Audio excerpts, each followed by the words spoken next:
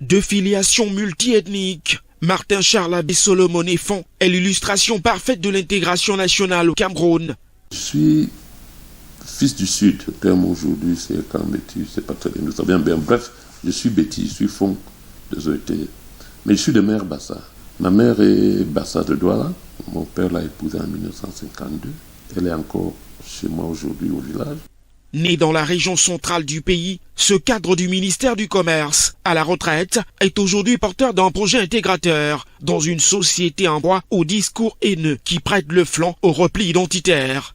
L'action que je mène aujourd'hui, c'est celle de faire en sorte que ce profil des Camerounais s'exprime. Nous existons, nous qui sommes de filiation multiethnique, nous qui avons de la descendance pluriethnique, nous existons, sauf que nous ne nous exprimons pas. Ça, c'est un vrai problème. Donc j'ai mis en place une plateforme, ça s'appelle Filiation multiethnique justement, Together 237. Je voudrais pouvoir voir ce mouvement grandir, qui n'a rien de politique. Je me suis marié à l'Ouest, mon épouse est Bamileke. Vous comprenez l'embarras que nous avons, nous autres, et je ne suis pas seul, ce profil, de voir une société qui était plutôt en voie d'harmonisation, d'unification, si vous voulez, de nationalisation. Hein.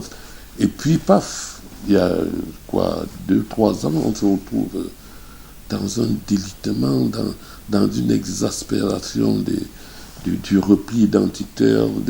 Mariée à une native de la région de l'Ouest du Cameroun, Sandrine Foning, fille de l'illustre Françoise Foning, de regrettée mémoire, Martin Charles Abbé Solomon Efon intègre la fonction publique à l'issue d'une opération de recrutement lancée par les autorités camerounaises.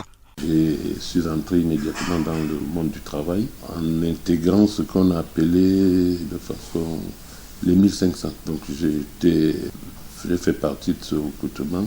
De ses 30 années de service au ministère du Commerce, avant d'être admis à faire valoir ses droits à la retraite, l'ancien chef de la Brigade nationale de contrôle et de répression des fraudes, fils de fonctionnaire, dit avoir été inspiré par son géniteur, qui avait une haute idée de l'administration publique camerounaise. Aller faire les concours, c'est une bonne chose. Mais si c'est tout simplement pour trouver un emploi, je pense qu'il y a mieux à faire. Et je vois tous les programmes que le gouvernement met en place.